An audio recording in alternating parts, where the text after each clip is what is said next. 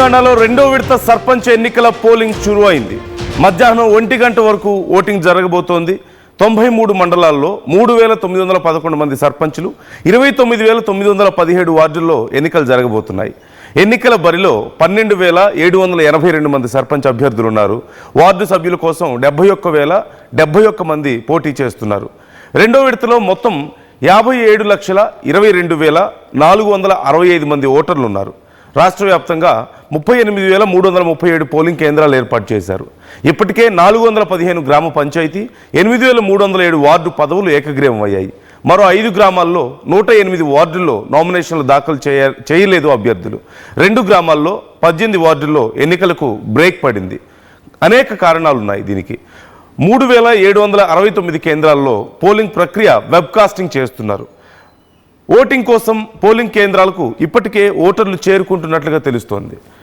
Early morning చాలా చలిగా ఉన్నప్పటికీ చాలామంది ఓటర్లు ఇప్పటికే ఓటింగ్ కేంద్రాలకు చేరుకుంటున్నారు. అయితే మరొక గంట సమయం గడిచే కొద్దే ఓటర్ల సంఖ్య ఓటింగ్ కేంద్రాల వద్దకు భారీగా పెరిగే అవకాశం కనిపిస్తోంది.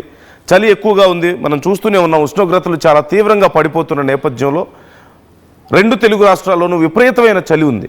అయినప్పటికీ ఓటర్లు భారీగా చేరుకుంటున్నారు. మరోవైపు మొదటి విడతలో ఎక్కువ మంది మహిళలు ఓట్లు వేశారు పురుషుల కంటే కూడా. మరి రెండో విడతలో ఎలా ఉండబోతోంది? మొదటి విడత ఫలితాల ప్రభావం రెండో విడత మీద ఉంటుందా? మొదటి విడతలో ఏ పార్టీకి ఎన్ని వచ్చాయనేది మనం చూసాం. మరి వాటి ప్రభావం, కాంగ్రెస్ విజయదుందుభి మోగించింది, మరోవైపు బీఆర్ఎస్ కొంతవరకు పోటీ ఇవ్వగలిగింది, బీజేపీ కొద్దిగా కొన్ని స్థానాలను సాధించుకోగలిగింది, సిపిఐ సిపిఎం కూడా కొంత బోని కొట్టారు, ఇండిపెండెంట్స్ కూడా చాలా చోట్ల గెలుపొందిన పరిస్థితి, 400 కంటే ఎక్కువ చోట్ల గెలుపొందినటువంటి పరిస్థితి మనం చూసాం. ఈ నేపథ్యంలో మరి ఈ ఫలితాల ప్రభావం రెండో విడత మీద ఉంటుందా? ఉంటే ఏ విధంగా ఉండే అవకాశం ఉంది?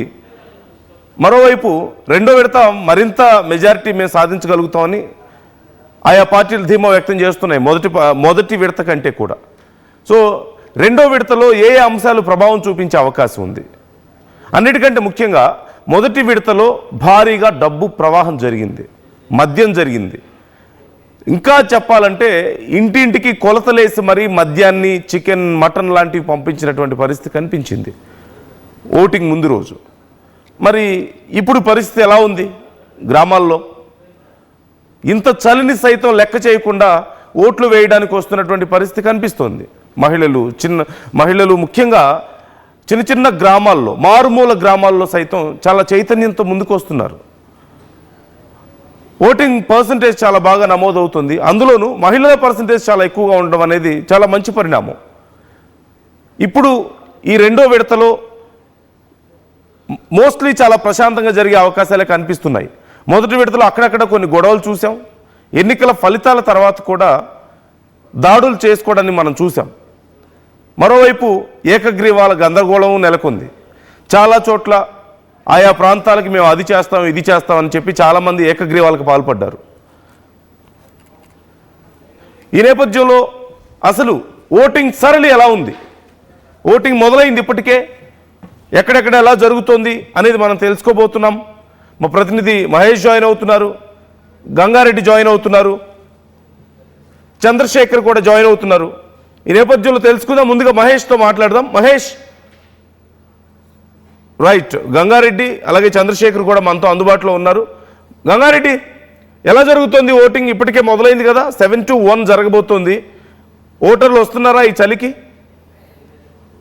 7 గంటలకే రెండవ దఫా పోలింగ్ నిజామాబాద్, కామారెడ్డి జిల్లాలో ప్రారంభమైంది. ఇది మనం నిజామాబాద్ జిల్లా కేంద్ర సమీపంలోని మోపాల్ మండల కేంద్రంలో ప్రధానంగా ఎన్నికలకు సంబంధించి రెండవ విడతలో ఎన్నికలకు సంబంధించి 7 గంటల నుంచే పోలింగ్ ప్రారంభమైంది. మరోవైపు 1 గంట వరకు కూడా పోలింగ్ కొనసాగింది. మనం పోలింగ్ కేంద్రం వద్ద కూడా చూడొచ్చు, ఉదయం నుండే బారులు తీరుతున్న, ఎందుకంటే ఎంత చలి ఉన్నప్పటికీ చలిని లెక్క చేయకుండా నిజామాబాద్ జిల్లాలో ఓటర్లు అయితే ఈ పోలింగ్ కేంద్రాలకు వచ్చి ఓటు వేస్తున్న పరిస్థితి చూడొచ్చు.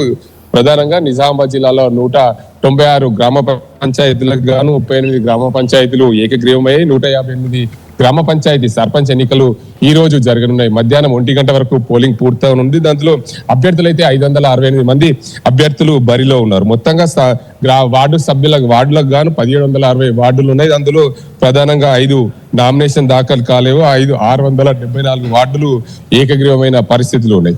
మొత్తంగా 1081 వార్డులకు ఎన్నికలు జరుగున్నాయి. ఓటర్ల సంఖ్య చూసుకుంటే ప్రధానంగా 2,38,838 మంది ఓటర్లు ఉన్నారు. 1476 పోలింగ్ కేంద్రాలు, పిఓలు 1476, అదేవిధంగా 1937 మంది పోలింగ్ ఓపీఓలు ఉన్న పరిస్థితి. మొత్తంగా 53 రూట్లలో ఎన్నికలకు సంబంధించిన అభ్యర్థులు అబ్జర్వర్లు పరిశీలించిన మైక్రో అబ్జర్వర్ 56 మంది ఉన్న పరిస్థితి. జోనల్ అధికారులు 34 మంది. మొత్తంగా ఎన్నికలు ఎప్పటికప్పుడు క్షుణ్ణంగా పరిశీలించేందుకు ఏదైతే సమస్యాత్మక ప్రాంతాలు ఉన్నాయో వాటిని వెబ్ కోస్టింగ్ ద్వారా 61 పోలింగ్ కేంద్రాల నుండి వెబ్ కోస్టింగ్ ద్వారా ఎన్నికలను పరిశీలించనున్నారు. మొత్తానికి మరోవైపు కామారెడ్డి జిల్లాలో చూసుకుంటే ప్రధానంగా కామారెడ్డి జిల్లాలో 197 గ్రామాలకు 44 గ్రామ పంచాయతీలు ఏకగ్రీవమయ్యాయి. అందులో 153 గ్రామ పంచాయతీలకు ఎన్నికలు జరగనున్నాయి. 506 మంది అభ్యర్థులు బరిలో ఉన్నారు. 1154 వార్డులు కాగా అందులో 776 వార్డులు ఏకగ్రీవమైన పరిస్థితి. 873 చోట్ల పోలింగ్ జరుగుతుంది.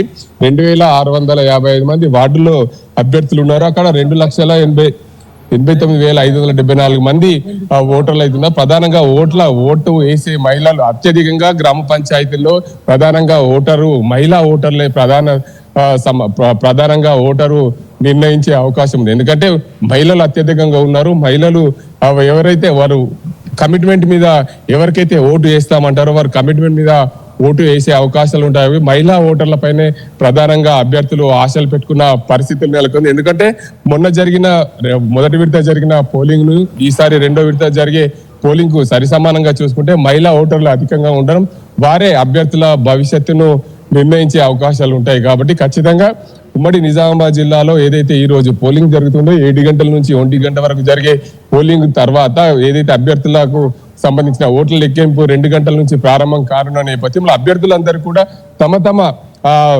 ఓటు కోసము ఇంటింటికి ప్రచారం చేసిన వారి పరిస్థితుల్లో వారికి పూర్తి స్థాయిలో ఓటు ఎవరికి వినియోగించుకుంటారనే కోణం కూడా వారికి పూర్తిగా అర్థమవుతుంది.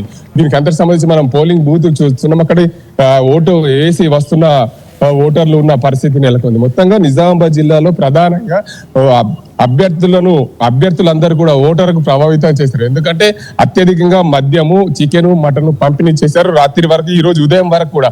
ఎందుకంటే ప్రతి ఒక్కరు కూడా తమకు ఓటు వేస్తారనే భావనతో వారందరూ ఇక్కడ ఉన్న పరిస్థితి ఉంది. మొత్తంగా ఉమ్మడి నిజామాబాద్ జిల్లాలో ఓటింగ్ సరళైతే ప్రారంభమైంది. మెజారిటీ డిఫరెన్స్ ఏమైనా ఉండే అవకాశం ఉందా గంగారెడ్డి? అంటే మొదటి విడతలో ఇప్పుడు మీరు చెప్పినట్లుగా మద్యం, చికెన్లు, మటన్లు ఇంటికి పంపించడం, డబ్బులు ఇవ్వడం, ఇవన్నీ ప్రలోభాలు చాలా జరిగినాయి. కానీ ఈసారి మొదటి విడత ఫలితాల ప్రభావం ఏదైనా రెండో విడత ఓటింగ్ మీద ఉండే అవకాశం ఉందా? అంటే ప్రజల్లో ఏదైనా ఇంపాక్ట్ చూపిస్తున్నాయా? అయితే నందు ప్రధానంగా మనం ఇక్కడ పోలింగ్ బూత్ వద్ద ఉన్నాం. ఓటర్లకు సంబంధించి ఇక్కడ ఏదైతే మనం పోలింగ్ కేంద్రాల వద్ద ఉన్నాము. ఈ పోలింగ్ కేంద్రాలకు సంబంధించి చూసుకుంటే ప్రధానంగా రాత్రి నుండి ఉదయం వరకు కూడా ఓటర్లను ప్రలోభ పెట్టారు అభ్యర్థులనే చెప్పొచ్చు. దీనికి అంతటికి సంబంధించి మొన్న జరిగిన ఎన్నికలకు సంబంధించి చూసుకుంటే మొన్న అత్యధికంగా కాంగ్రెస్, బీజేపీ, బీఆర్ఎస్ పార్టీలు కైవసం చేసుకున్న నేపథ్యంలో ఈసారి కూడా అదే కోవలో కూడా దీనికి అంతటికి సంబంధించి పూర్తి స్థాయిలో ఉండే అవకాశం లేదు. ఎందుకంటే మొన్న జరిగిన ఓటింగ్ సరళి అభ్యర్థుల గెలుపు ఈసారి దీనికి అంతటికి సంబంధించి ఈ రెండవ విడత ఎన్నికలో వీటిపైన ప్రభావం చూపే అవకాశాలు ఉన్నాయి.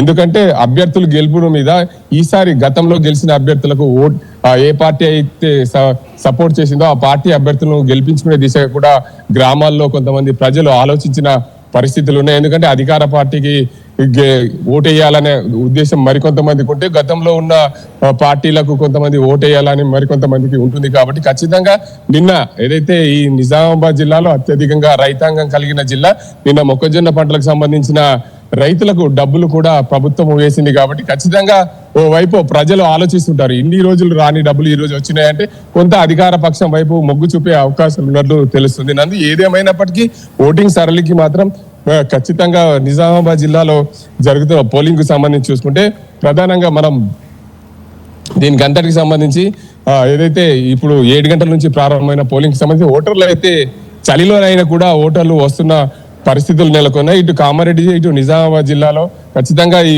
ఓటింగ్ సార్లు 1 గంట వరకు పూర్తయ్యే నేపథ్యంలో మొన్న జరిగిన పోలింగ్ సంబంధించి నిజామాబాద్ జిల్లాలో 81.93% పోలింగ్ నమోదైంది. ఈసారి కూడా దానికంటే ఎక్కువ శాతంగా నమోదయ్యే దిశగా జిల్లా ఎన్నికల అధికారులు, జిల్లా కలెక్టర్లు కూడా పూర్తి స్థాయిలో ఓటర్లకు అవగాహన కల్పించిన పరిస్థితులు అయితే నిజామాబాద్ ఉమ్మడి జిల్లాలో చోటు చేసుకున్నాయి. నందు రైట్. గంగారెడ్డి మీరు లైన్లో ఉండండి. ఒకసారి మన ప్రతినిధి మహేష్ కూడా మనతో ఉన్నారు, మహేష్తో మాట్లాడతాం. అలాగే చంద్రశేఖర్ కూడా జాయిన్ అవుతున్నారు. మహేష్, మీ దగ్గర పరిస్థితి ఏంటి? మొదటి విడతకి రెండో విడతకి ఏదైనా చేంజ్ కనిపిస్తుందా? పాజిటివ్గా అయినా నెగిటివ్గా అయినా, అంటే ప్రలోభాలు ఎలా ఉన్నాయి, అట్ ది సేమ్ టైం ప్రజల్లో చైతన్యం ఎలా ఉంది, అండ్ అక్కడ వాతావరణం ఏంటి? కొన్ని చోట్ల అక్కడక్కడ కొన్ని హింసాత్మక ఘటనలు మనం చూసాం. ఇప్పుడు ప్రజెంట్ కండిషన్ ఎలా ఉంది అక్కడ? ఖచ్చితంగా నందు, ఇప్పటికీ ఉమ్మడి మెదక్ జిల్లా వ్యాప్తంగా ఒక రెండో విడత ఎన్నికలకు సంబంధించి సర్పంచ్ ఎన్నికల్లో అభ్యర్థులు హుషారుగా ఓటేసేందుకు వస్తున్న పరిస్థితి ఉంది.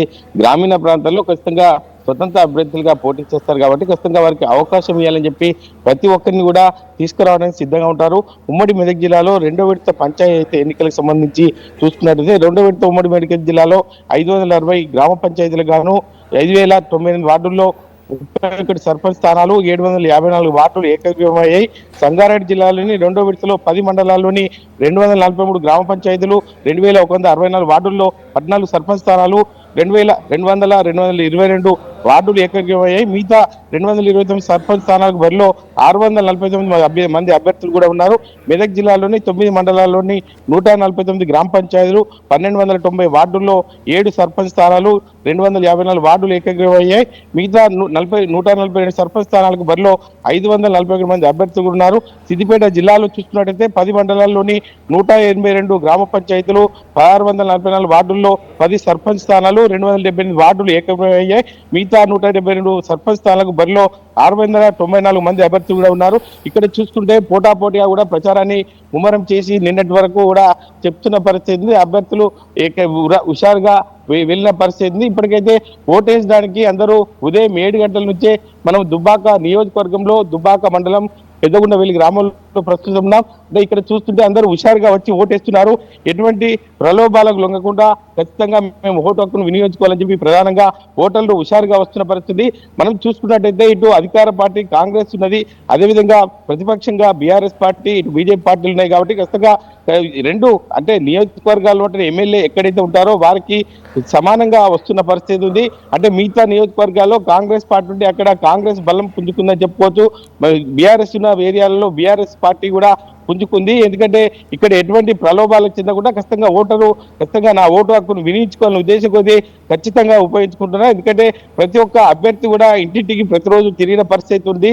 దీనికి సంబంధించి ఓటు వేయడానికి అందరూ ఇష్టంగా వచ్చి ఓటేస్తున్న పరిస్థితి ఉంది. అంటే 7 గంటలకు జరిగిన ప్రక్రియ 1 గంట వరకే ఉంటుంది కాబట్టి ఖచ్చితంగా అందరినీ ఓటేసే విధంగా అభ్యర్థులు వెంట మన ఇంటికి చుట్టూ తిరుగుతున్న పరిస్థితి మనం చూస్తున్నాం. ఏది ఏమైనప్పటికీ ఉమ్మడి మెదక్ జిల్లాలో ఓటర్లందరూ కూడా స్వచ్ఛందంగా వచ్చి ఓటేస్తున్న పరిస్థితి మనం చూస్తున్నాం నందు. Okay, right. మహేష్, కొద్దిసేపు మీరు లైన్లో ఉండండి. ఒకసారి నేను చంద్రశేఖర్తో కూడా మాట్లాడతాను. చంద్రశేఖర్, మీ ఏరియాలో ఎలా ఉంది ప్రజెంట్ కండిషన్? గుడ్ మార్నింగ్ నందు. ఉమ్మడి కరీంనగర్ జిల్లా వ్యాప్తంగా 418 గ్రామ పంచాయతీలకి రెండవ విడత పోలింగ్ ప్రక్రియ కొనసాగుతూనే ఉంది. దీనిలో 24 గ్రామ పంచాయతీలు ఏకగ్రీవంగా ఎన్నికై 394 పైన ఎన్నికలు గ్రామాల్లో నిర్వహిస్తున్నారు. మనం చూస్తున్నాం ప్రస్తుతం మనం కరీంనగర్ జిల్లా తిమ్మాపూర్ మండలం మహాత్మానగర్ జడ్పీహెచ్ఎస్ హై స్కూల్లో ఉన్నాం. ఉదయం నుంచి కూడా అంటే 7 గంటలకి ఖచ్చితంగా ప్రారంభమైనటువంటి ఈ పోలింగ్ కొరకి ఓటు హక్కు వినియోగించుకోవడానికి వివిధ ప్రాంతాల నుంచి ఆసక్తిగా వస్తున్నటువంటి పరిస్థితి. ప్రతి ఒక్క ఓటు కీలకమైనటువంటి నేపథ్యంలో ఖచ్చితంగా పోలింగ్ స్టేషన్ కి తరలి వస్తున్నటువంటి పరిస్థితి మనం గమనించవచ్చు. ఎందుకంటే మొదటి విడత ఈ నెల 11న జరిగింది. ఈ రోజు రెండో విడత జరుగుతుంది. దాదాపు 7 లక్షలకు పైచిలుక ఓటర్లు తమ యొక్క ఓటు హక్కును వినియోగించుకునేటువంటి అవకాశం ఉంది. ఎలాంటి అవాంఛనీయ ఘటనలు జరగకుండా ఇటు పోలీస్, రెవెన్యూ యంత్రాంగం అన్ని కూడా చర్యలు తీసుకోవడం జరిగింది. ప్రస్తుతం ఇక్కడ ఈ మహాత్మానగర్ గ్రామ పంచాయతీకి సంబంధించిన సెంటర్ లో ఉన్నాం, పోలింగ్ సెంటర్ లో ఉన్నాం. ఇక్కడ 4 అభ్యర్థులు బరిలో దిగారు. దీనికి సంబంధించి ఉల్లంగుల ఏకానందం రింగు గుర్తుతోని, పొన్నాల సంపత్ కత్తెర గుర్తు, బైరి చంద్రమౌళి బ్యాట్, అలాగే రామడుగు సంపత్ కుమార్ ఫుట్బాల్. దీనికి సంబంధించి అయితే ఇప్పటికే చాలా ప్రచారం అయితే హోరహోరీగా చేసినటువంటి పరిస్థితి మనం గమనించవచ్చు. కరీంనగర్ పోలీస్ కమిషనరేట్ పరిధిలో 144 సెక్షన్ అమల్లో ఉంది. దీనిలో భాగంగా ఎలాంటి ఇబ్బందికరమైన పరిస్థితులు తలెత్తకుండా ముందు జాగ్రత్త చర్యగా స్ట్రైకింగ్ ఫోర్స్ కూడా అందుబాటులోకి ఉన్నటువంటి పరిస్థితి